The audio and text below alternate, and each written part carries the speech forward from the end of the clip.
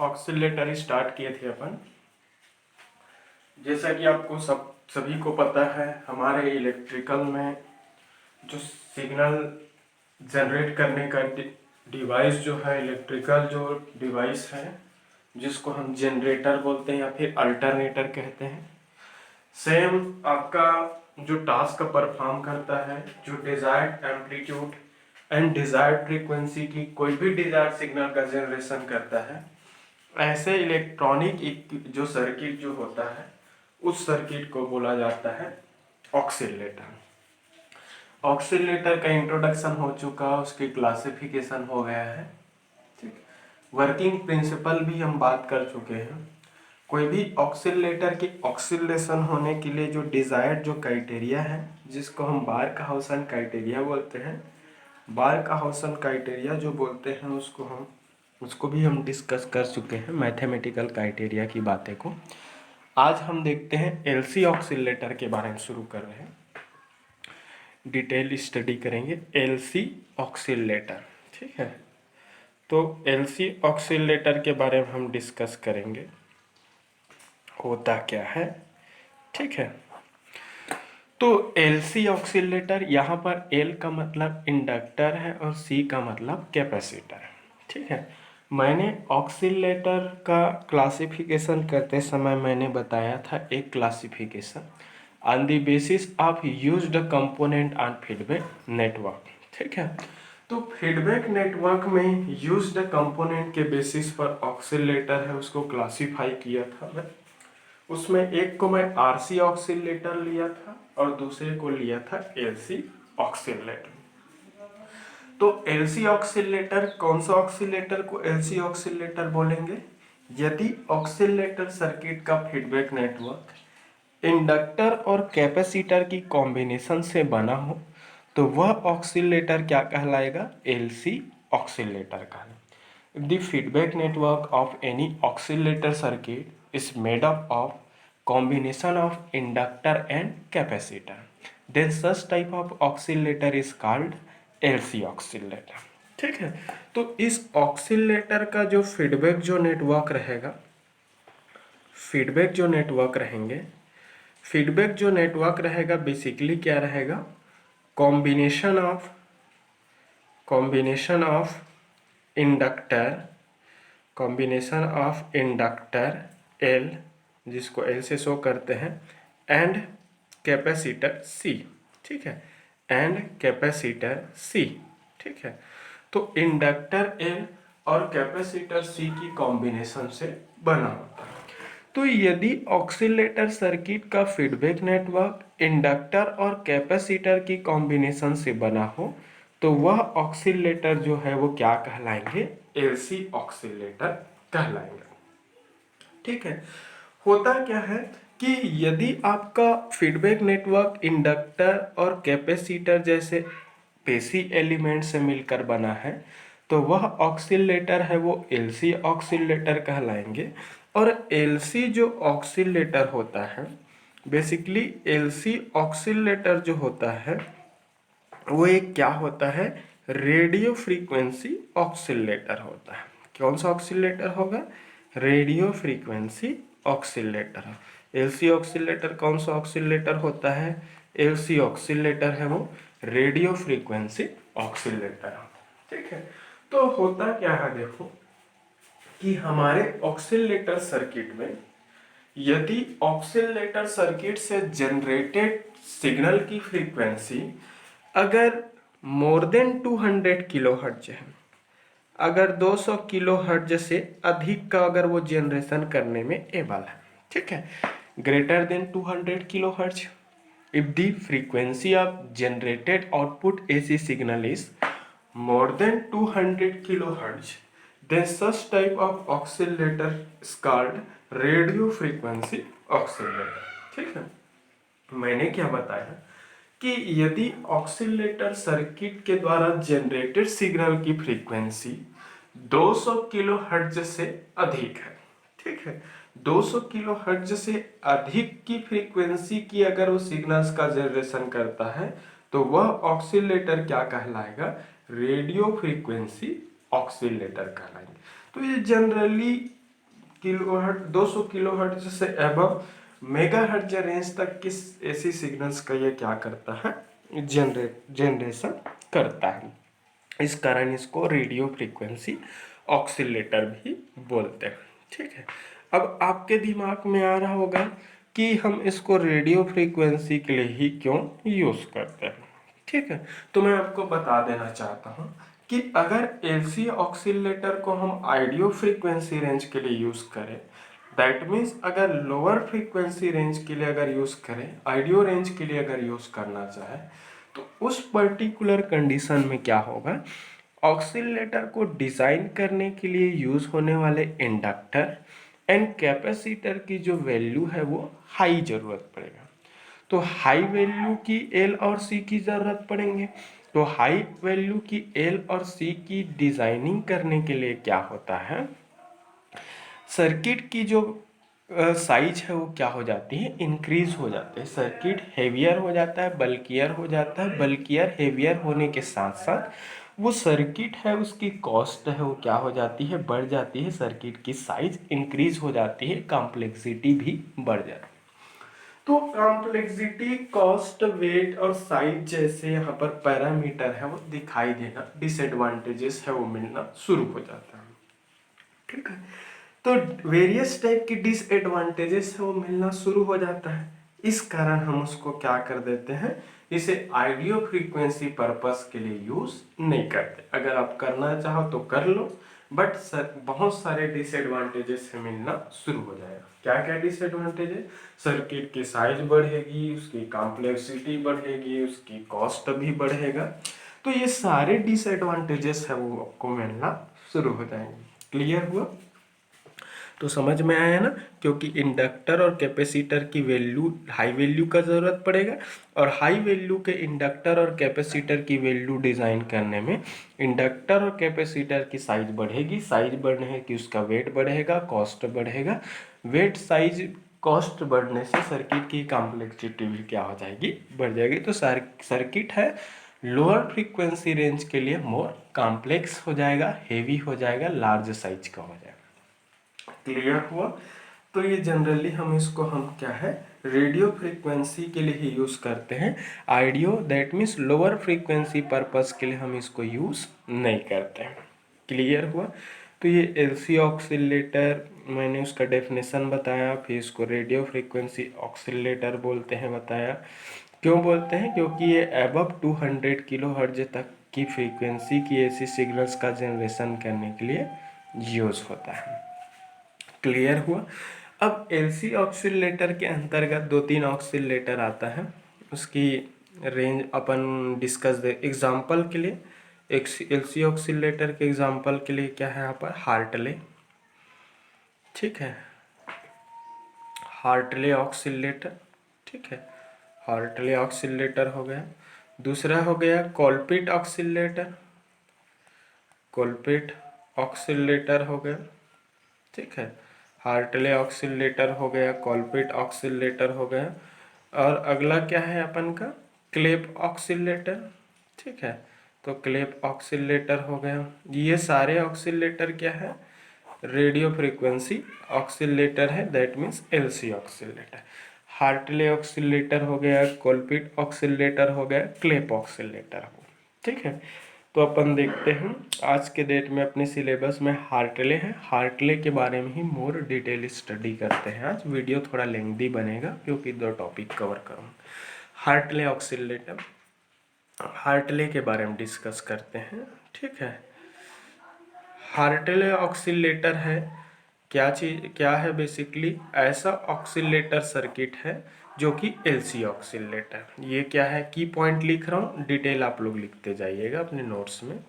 Basically Hartley जो oscillator होता है एक एलसी ऑक्सीलेटर होता है, क्योंकि इस ऑक्सीलेटर सर्किट का feedback network inductor and capacitor जैसे एलिमेंट की कॉम्बिनेशन से बना होता है। और हम जानते हैं कि जिस ऑक्सीलेटर सर्किट का फीडबैक नेटवर्क इंडक्टर और कैपेसिटर की कॉम्बिनेशन से बना होता है वह एलसी ऑक्सीलेटर कहलाता है। बेसिकली हार्टले जो ऑक्सीलेटर है एक रेडियो फ्रीक्वेंसी ऑक्सीलेटर होता है, ठीक है, रेडियो फ्रीक्वेंसी ऑक्सीलेटर होता है, यह एक रेडियो फ्रीक्वेंसी ऑक्सीलेटर है, ठीक है। रेडियो फ्रीक्वेंसी ऑक्सीलेटर किसको बोलते हैं, अभी अभी मैंने बताया। इस ऑक्सीलेटर का यूज़ हम 20 किलो हर्ट्ज से लेकर 30 मेगा हर्ट्ज तक की फ्रीक्वेंसी की कोई भी ऐसी सिग्नल्स के जनरेशन के लिए हम करते हैं। तो बेसिकली हार्टले जो ऑक्सीलेटर होता है एक एलसी ऑक्सीलेटर है, क्योंकि इस ऑक्सीलेटर का फीडबैक नेटवर्क इंडक्टर और कैपेसिटर की कॉम्बिनेशन से बना होता है। ये जो ऑक्सीलेटर है ये रेडियो फ्रीक्वेंसी ऑक्सीलेटर का एग्जाम्पल है, जिसका यूज हम 20 किलो हर्ट्ज से लेकर 30 मेगा हर्ट्ज तक की कोई भी साइनोसाइडल सिग्नल्स की जनरेशन के लिए हम करते हैं। तो ध्यान देंगे हार्टले ऑक्सीलेटर एक साइनोसॉइडल ऑक्सीलेटर है, जिससे जनरेटेड सिग्नल की नेचर है वो साइनोसाइडल नेचर होता है और उसकी फ्रीक्वेंसी जो होती है वो 20 किलो हर्ट्ज से लेकर 30 मेगा हर्ट्ज तक की रेंज का होता है, ठीक है। तो ये एलसी ऑक्सीलेटर है। दूसरी की पॉइंट एक रेडियो फ्रीक्वेंसी ऑक्सीलेटर है।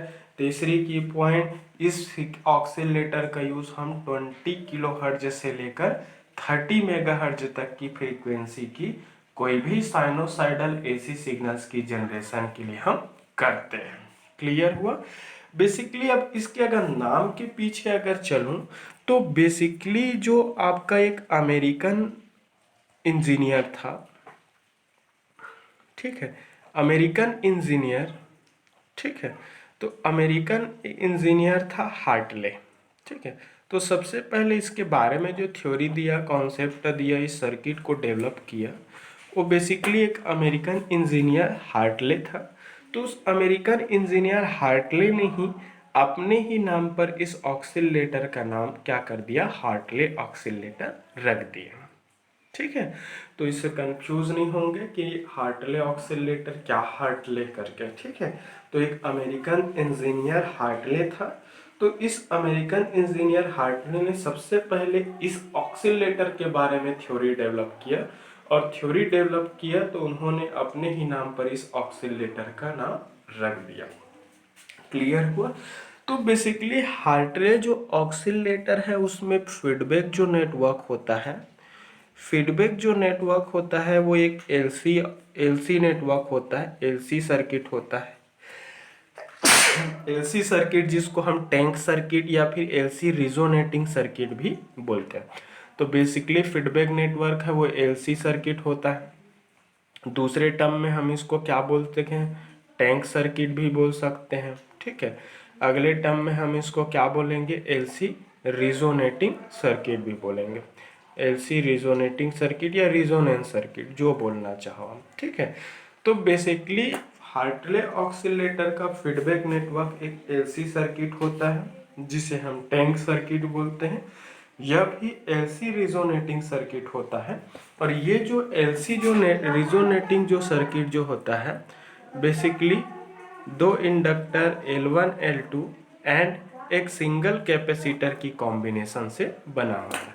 ये जो टैंक सर्किट होता है, जिस टैंक सर्किट को हम उसमें फीडबैक नेटवर्क की तरह यूज करते हैं, बेसिकली दो inductor L1 and L2 and single capacitor की पैरेलल कॉम्बिनेशन से बना होता है।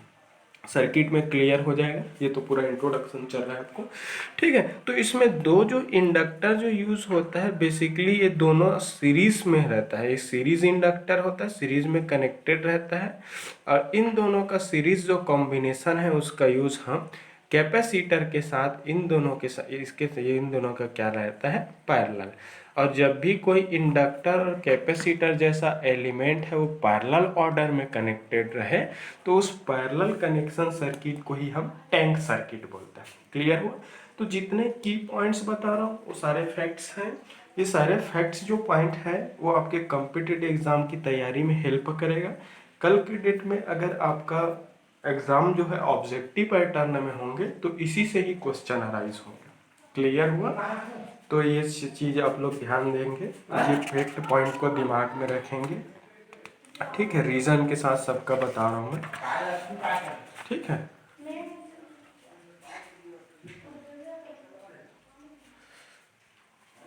ठीक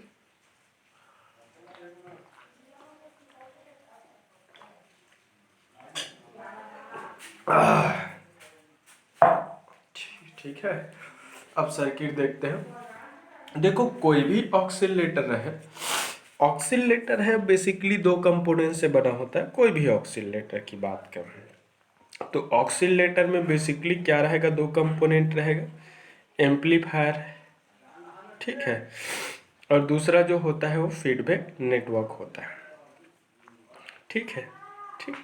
फीडबैक जो नेटवर्क होता है बेसिकली इसमें पॉजिटिव फीडबैक प्रोसेस का हम यूज करते हैं।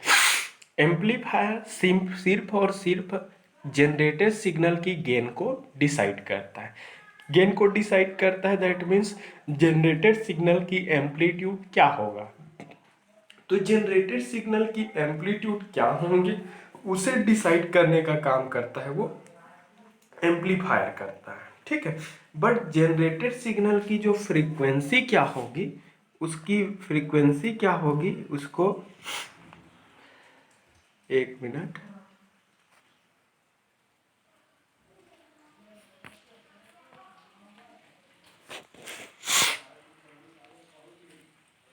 कम रिसोर्सेज के साथ क्लास लेना पड़ता है। मैं कैमरा वगैरह तो इंस्टॉल नहीं कर सकता यहाँ पर।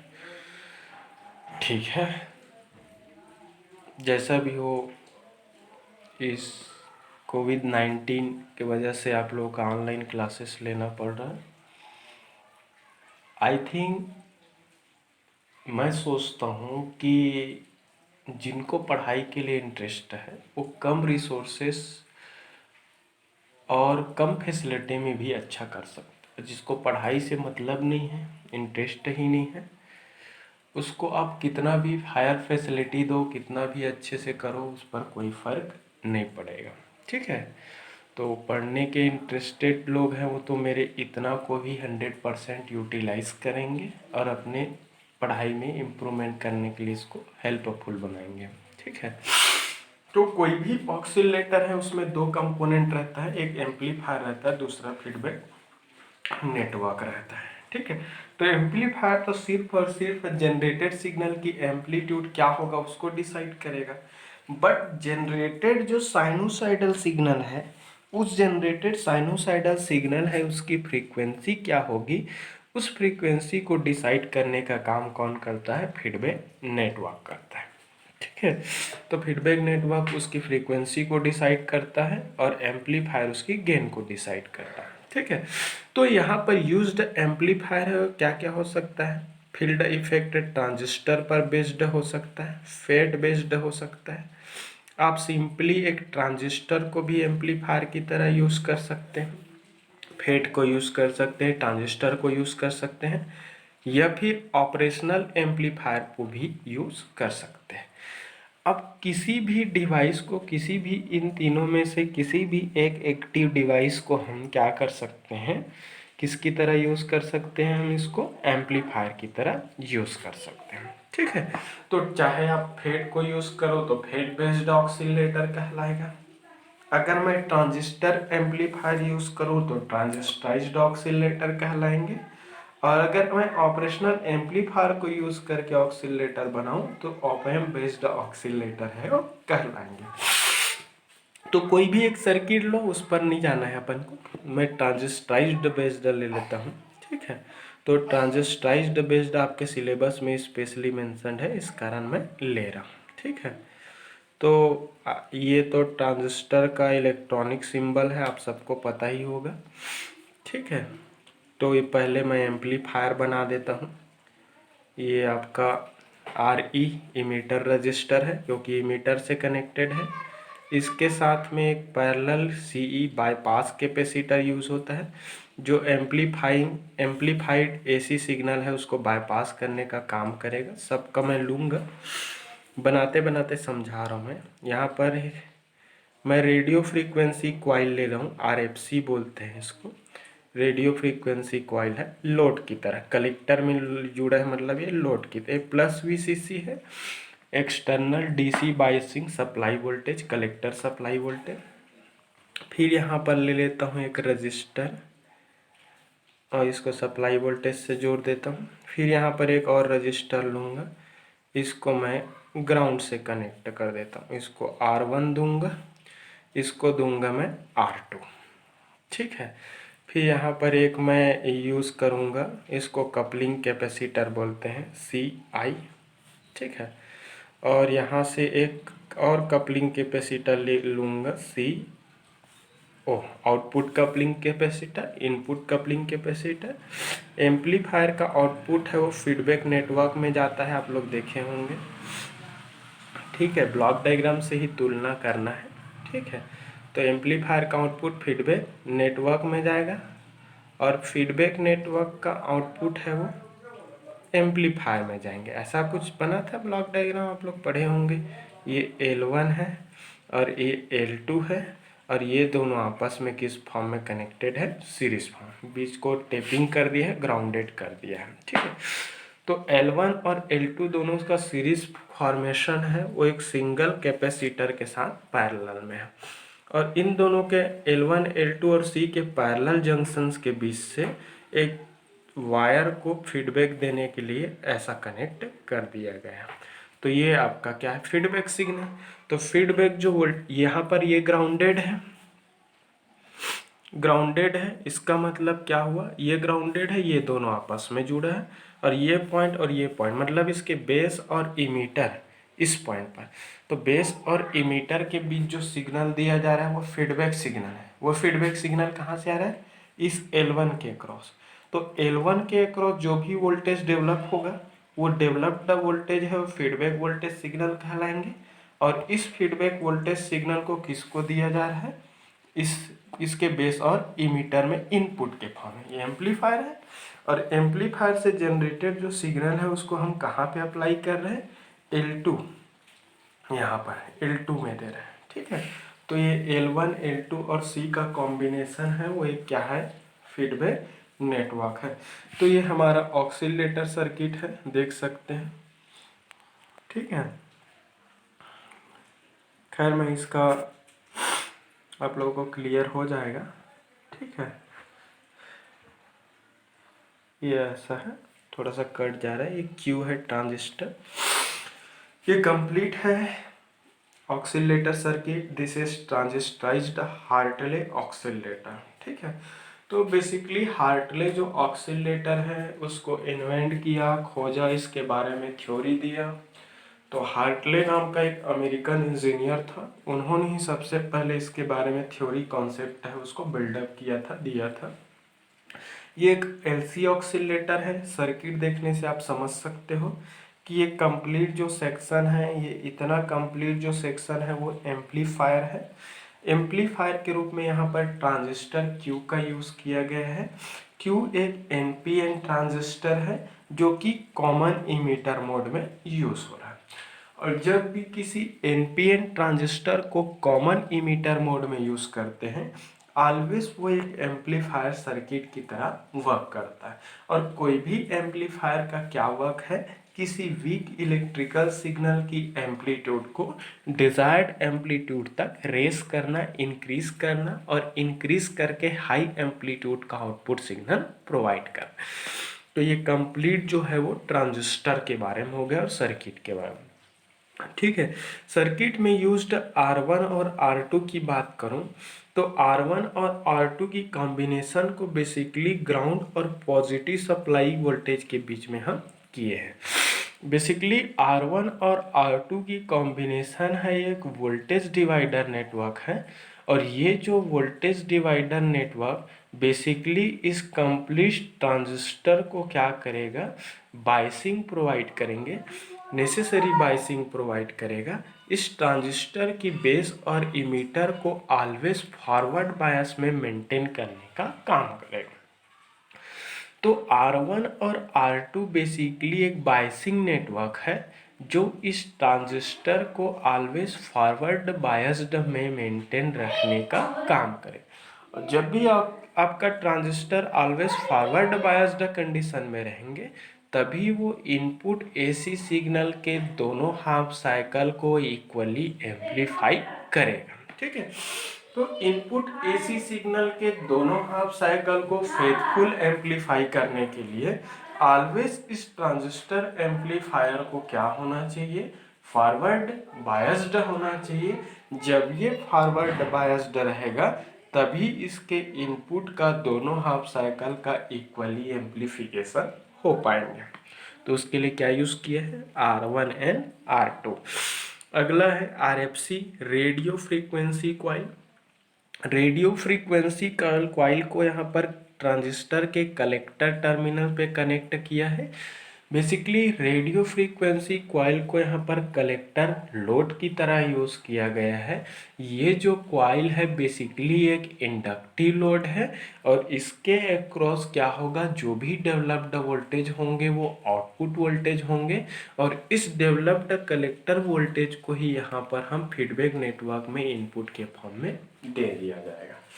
तो क्या होता है, रेजिस्टिव लोड के केस में मैक्सिमम अमाउंट में जो पावर है उस रजिस्टर पर हीट के फॉर्म में डिसिपेट हो जाता है, हीट के फॉर्म में लॉस हो जाता है। तो पावर की लॉसेस को अवॉइड करने के लिए, रिमूव करने के लिए, रिड्यूस करने के लिए, ताकि एम्पलीफायर की इफिशियंसी है वो बढ़ जाए। तो एम्पलीफायर की इफिशियंसी को बढ़ाने के लिए कलेक्टर रजिस्टिव लोड को हटाकर यहाँ पर एक इंडक्टिव लोड का यूज़ किया गया है ताकि इसमें लॉसेस की वैल्यू है वो कम हो जाए। लॉसेस कम होने से एम्पलीफाइड आउटपुट वोल्टेज बढ़ेगा, एम्पलीफाइड आउटपुट वोल्टेज की वैल्यू इंक्रीज होने से कंप्लीट इस एम्पलीफायर सर्किट की इफिशियंसी है वो बढ़ जाएगा। क्लियर हुआ। RE इमीटर रेजिस्टेंस है, ये हाई वैल्यू का इमीटर रेजिस्टेंस है और इस हाई वैल्यू के इमीटर रेजिस्टेंस का यूज है कंप्लीट ट्रांजिस्टर सर्किट को थर्मल स्टेबिलिटी प्रोवाइड करने के लिए यूज किया है। ये हाई वैल्यू का इमीटर रेजिस्टेंस होता है जो थर्मल, दैट मीन्स टेम्परेचर के कारण इस ट्रांजिस्टर के होने वाले इफेक्ट को, ट्रांजिस्टर में अननेसेसरी होने वाले परफॉर्मेंस चेंजेस को अवॉइड करने के लिए ही RE का यूज किया गया। CE इमीटर बाईपास कैपेसिटर बोलते हैं।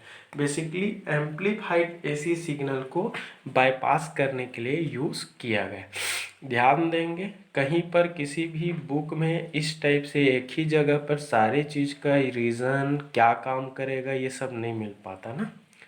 एक्सपीरियंस है मेरा, बहुत सारे बुक स्टडी किया, कंक्लूज़न निकाला, इस कारण मैं एक ही समय में सारे चीज़ के फंक्शन को, रीज़न को एक साथ डील कर देता हूँ। कोशिश करिए आप अपने ओन वर्ड में नोट्स बनाने का ताकि आपको 4-5 बुक पढ़ने की ज़रूरत ना पड़े। क्लियर हुआ। CI input coupling capacitor, D coupling capacitor या DC कपलिंग कैपेसिटर भी बोल सकते हैं। तो ये जो कैपेसिटर C0 है वो आउटपुट कपलिंग कैपेसिटर है।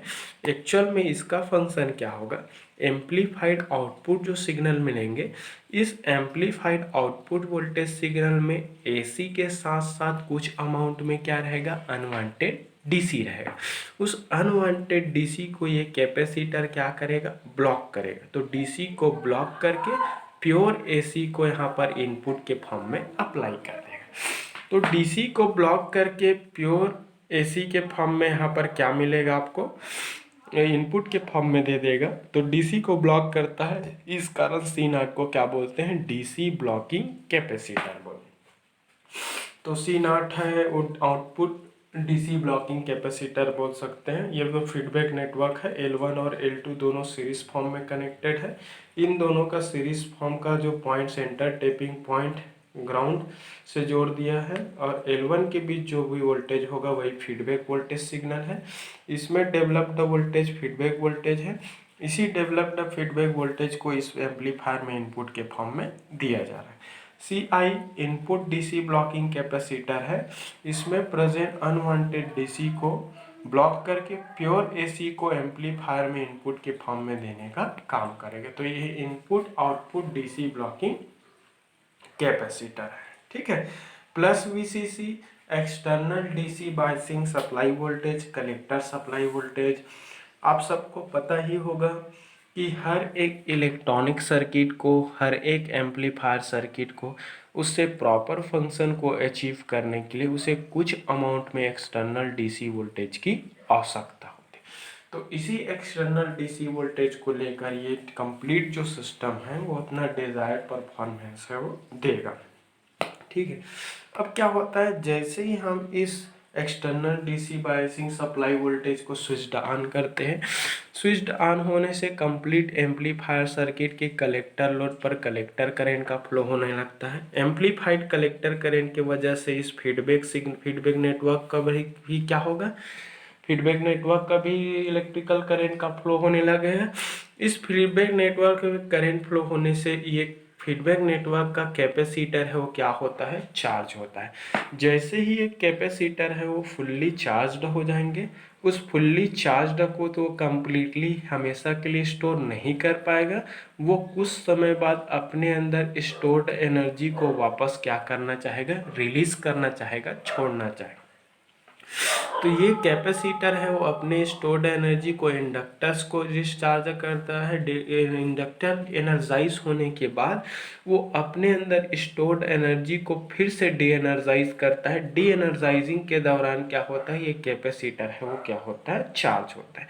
तो कैपेसिटर की चार्जिंग और इस दोनों इंडक्टर की एनर्जाइजिंग के दौरान चार्जिंग और डिस्चार्जिंग फिनोमेना के थ्रू इस फीडबैक नेटवर्क के क्रॉस क्या होता है, रिजोनेटिंग सिग्नल है, सस्टेन्ड कांस्टेंट एम्पलीट्यूड की जो सिग्नल है उसका जनरेशन होना प्रारंभ हो जाता है, शुरू हो जाता है। वही जनरेटेड जो सिग्नल है वही हमें क्या मिलता है, यहाँ पर आउटपुट के फॉर्म में मिलता है। तो बेसिकली कोई भी हार्टले ऑक्सीलेटर का वर्किंग जो है वो रिजोनेटिंग फंक्शन के द्वारा है, रिजोनेट ऑपरेशन के द्वारा होता है। इसमें चार्जिंग और डिस्चार्जिंग फिनोमेना के थ्रू डिजायर्ड एम्पलीट्यूड और डिजायर्ड फ्रीक्वेंसी की साइनोसाइडल सिग्नल्स का जनरेशन होता है। क्लियर हुआ?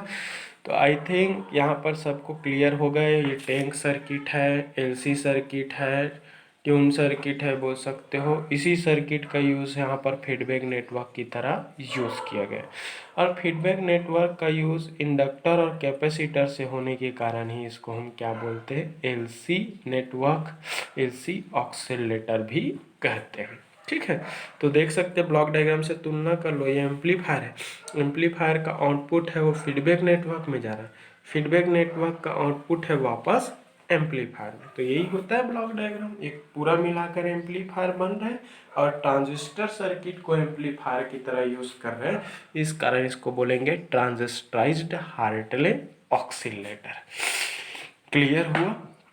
अब देखो कि कोई भी ऑक्सीलेटर है वो, कोई भी एलसी ऑक्सीलेटर है वो सस्टेन्ड ऑक्सीलेशन या फिर प्रॉपर ऑक्सीलेशन तभी करेंगे जब उस एलसी ऑक्सीलेटर के इस टैंक सर्किट का टोटल रिएक्टेंस क्या होगा, जीरो होगा।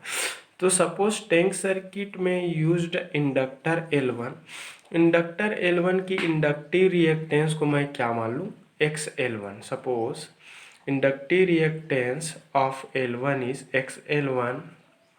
Similarly, inductive reactance of L2 is XL2. This is also inductive reactance of L1 of L2, inductive reactance of L2 XL2, and C का कैपेसिटी रिएक्टेंस है उसको XC मान लूँ, capacitive reactance of C is XC। तो LC oscillator, उन्होंने Hartley महोदय ने क्या बोला, एलसी ऑक्सीलेटर यही बोलता है कि कोई भी एलसी ऑक्सीलेटर है वो सस्टेन ऑक्सीलेशन या फिर कांस्टेंट एम्पलीट्यूड और कांस्टेंट फ्रीक्वेंसी की सिग्नल्स का जनरेशन तभी करेगा जब उस ऑक्सीलेटर के फीडबैक नेटवर्क का टोटल रिएक्टेंस क्या होगा, जीरो। तो for any LC oscillator circuit for sustained oscillation purpose, the total reactance, the sum of total reactance should equals to 0। तो 0 होना चाहिए, उन्होंने यही बोला, हार्टले ने यही बोला है। कंक्लूजन निकाला तो पता चला कि कोई भी हार्टले ऑक्सीलेटर या एलसी ऑक्सीलेटर है वो सस्टेन ऑक्सीलेशन तभी करेंगे जब उस ऑक्सीलेटर का टोटल, उस फीडबैक नेटवर्क का टोटल रिएक्टेंस क्या हो जाएगा, 0 हो जाए। तो XL1 plus XL2 plus XC equal to क्या हो जाएगा, 0। XL1 इस inductive reactance of what, L1, और इसको हम शो कर सकते हैं 2 पाई एफ L1। एफ है वो जनरेटेड सिग्नल की फ्रीक्वेंसी होगा। XL2 इक्वल टू क्या हो जाएगा, जे भी लिख देता हूँ, जे 2 पाई एफ L2, ठीक है, प्लस XC इक्वल टू क्या हो जाएगा, 1/J 2 pi FC equal to 0 हो जाएगा। चाहते हैं तो J ओमेगा L1 लिखना था, मैं सीधा लिख दिया, दिमाग में नहीं आया, सीधा लिख दिया इसको, ठीक है। अब ये नीचे का J है डिनोमिनेटर का, उसको न्यूमरेटर में ले जाओ, तो J 2 pi F into L1 plus J 2 pi F L2, ऊपर ले जाएंगे तो ये माइनस हो जाएगा, J divided by 2 pi F into C equal to 0। अब सारे में जितने भी जे हैं, जे को हम चाहते हैं तो जे से डिवाइड कर सकते हैं, सभी को कैंसिल आउट कर दो, तो 2 पाई क्या हो जाएगा, एफ L1 बचेगा, यहाँ पे क्या बचेगा, 2 पाई एफ L2 बचेगा, माइनस क्या बचेगा, ये हो जाएगा 2 pi F into C equal to 0 हो जाएगा, ठीक है। ये माइनस वाले टर्म को उस साइड ट्रांसफर कर देते हैं अपन, तो ये हो जाएगा 2 पाई एफ L1 प्लस हो जाएगा ये 2 पाई एफ इंटू L2, इधर ट्रांसफर करूँगा तो ये बन जाएगा 2 पाई एफ इंटू सी बनेंगे। क्लियर हुआ, इन दोनों में 2 पाई एफ कॉमन दिख रहा है, कॉमन ले लेते हैं अपन, 2 पाई एफ अंदर बचेगा L1 plus L2 equal to हो जाएगा, यहाँ पर बचेगा ये 2 pi F into C.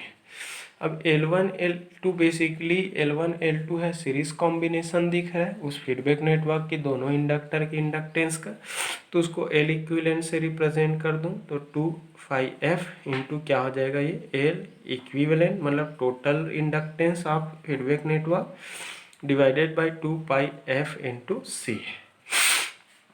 Clear हुआ, तो यहाँ पे अपन क्या करेंगे, ये 2 पाई L इक्विवेलेंट को इधर ट्रांसफर कर देते हैं, तो 2 पाई और 2 पाई का मल्टीप्लाई होगा तो 4 पाई हो जाएगा, 4 पाई स्क्वायर एफ को एक तरफ लाओ, बाकी सबको एक तरफ, तो एफ को एक तरफ लाएंगे तो क्या हो जाएगा, यहाँ पर एफ को एक तरफ लाएंगे तो फिर इधर एफ स्क्वायर हो जाएगा, इधर क्या हो जाएगा, 2 पाई को ले जाओ तो 4 पाई स्क्वायर इंटू क्या हो जाएगा, एल इक्विवेलेंट हो जाएगा और पहले से सी है। मुझे एफ का वैल्यू निकालना है तो दोनों साइड क्या ले लो, स्क्वायर रूट ले लो, तो स्क्वायर और स्क्वायर रूट कैंसिल हो जाएगा, 4 पाई का क्या हो जाएगा, यहाँ पर 2 पाई बाहर हो जाएंगे स्क्वायर रूट से, अंदर क्या बचेगा, एल इक्विवेलेंट इंटू सी।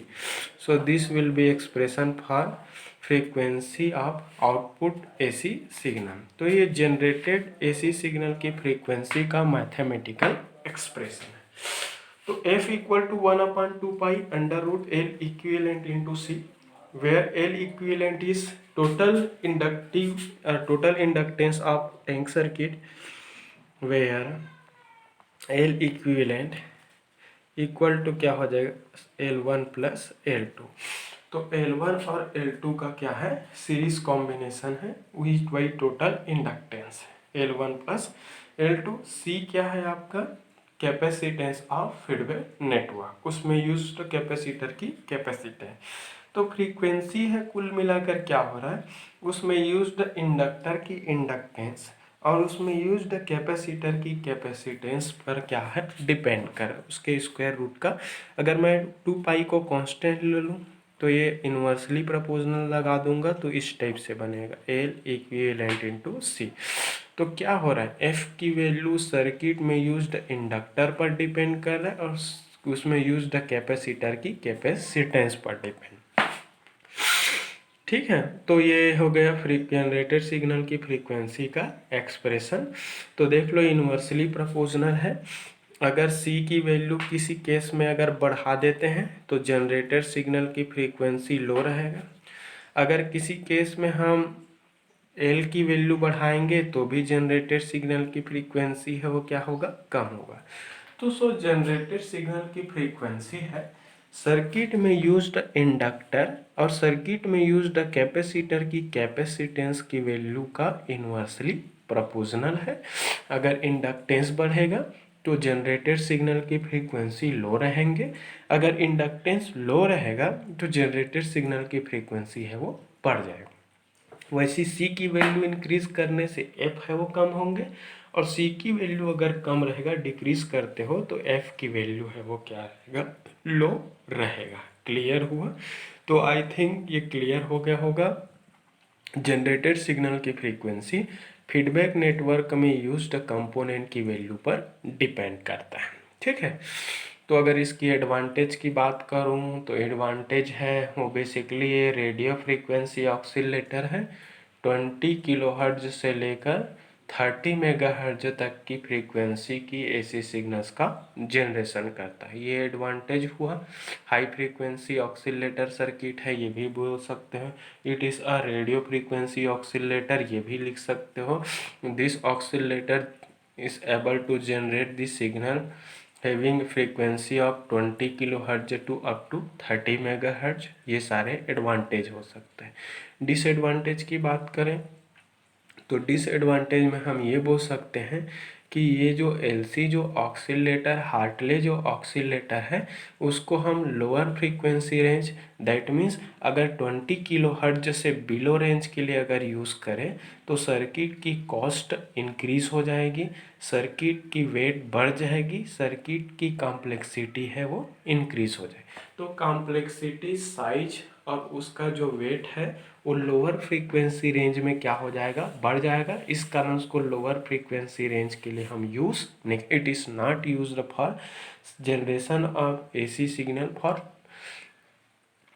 Less than 20 kilo hertz. ठीक है, तो 20 किलो हर्ट्ज से कम फ्रीक्वेंसी की रेंज के लिए हम इसको यूज़ नहीं करते हैं। ठीक है, अगला डिसएडवांटेज ये बोल सकते हो कि एलसी जो सर्किट रिजोनेटिंग सर्किट यूज़ होने के कारण जनरेटेड सिग्नल है उसमें क्या होता है, हार्मोनिक्स पाया जाता है, मतलब मल्टीपल सिग्नल की कंपोनेंट है वो एक ही सर्किट में प्रेजेंट हो जाते हैं, तो हार्मोनिक्स प्रेजेंट रहता है।